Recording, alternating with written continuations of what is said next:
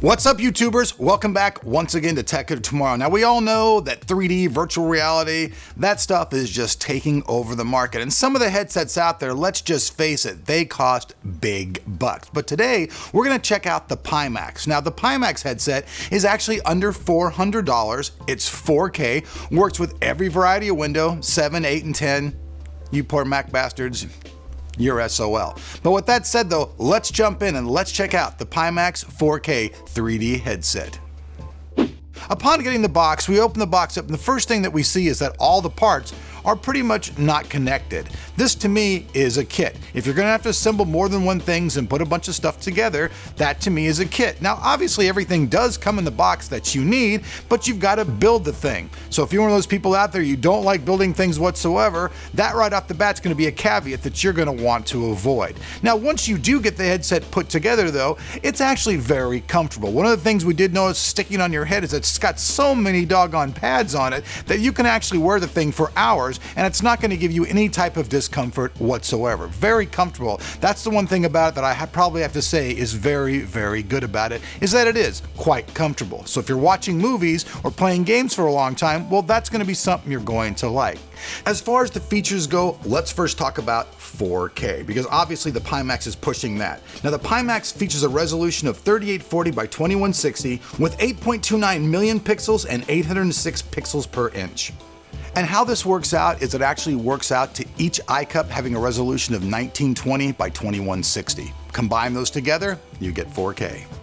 The LHPIMAX headset also adopts a 1000Hz dual gyroscope. This helps reduce the dizzying effect when playing games. The headset also features a 110-degree field of view and dual 53mm large aspherical optical lenses. And as far as the headset goes, the headphones themselves feature a 40mm driver unit with stereo stage and virtual 5.1 sound. And as you can see, even though they're a bit bulky, they're also fully padded for maximum comfort. Now the only caveat I feel to the resolution, however, is that it only comes across at 60 Hz. So you folks out there who want 144 Hz and that type of thing, this just isn't gonna cut it. The overall design of the LHPIMAX VR headset to me seems a little bit bulky. Now you guys can see that on top there are just a couple buttons for doing control. This is your power and your volume, and beyond that it's a pretty much simple design. There's a headband going all the way across the top, everything's completely padded for comfort, and you can also detach the headphones in case you want to try using them as speakers on your desktop. How well this will work? We'll have to find out. Now that the headphones have been assembled, the very first thing that we had to do was go download the app from a Chinese website. Now downloading it, that didn't seem to be too much of a problem, but when we tried to use anything inside of the app, like the movies or the games, they could not be opened or downloaded at any cost. It was just so slow that it became pretty much impossible to do these things. Getting the driver, that wasn't a problem. Using what's inside of it, absolute no-go. Before I delved into my review, I made sure that I checked out some other people's reviews just to see how their opinions are and how their experience with the headset was. And one of the things I have to say that I saw that we don't agree with whatsoever is a lot of people said that they had problem with setup, they saw ghosting inside the game and all that kind of stuff. We actually experienced none of that whatsoever. All the games that we played, whether they were Steam VR, Siege Hammer 4K, any of the games that we played, they actually looked completely great. We had no problem getting things to line up. We had no ghosting whatsoever, so I don't know if those problems were just a part of, some old driver, but for our experience, everything actually went pretty damn smooth. VR movies also look absolutely great. So if you're going to use the headset for VR movies alone, I think this headset actually stands out. That's the 2 thumbs up that I give the headset all the way across the board. Watching VR movies, and movies are very long. So when you're watching something for a really long time, like I said previously, these things are very, very comfortable. The LHPIMAX is not something you put in your head and go, oh my God, it's hurting my neck, it's bothering me. You can use it on your head for a long time, and watching movies is, like I said, one thing that's very solid.